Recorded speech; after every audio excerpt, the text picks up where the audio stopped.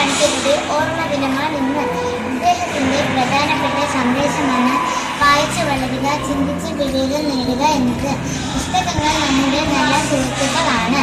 വായനയിലൂടെ നമുക്ക് അറിവും ചിന്താശേഷിയും ലഭിക്കുന്നു.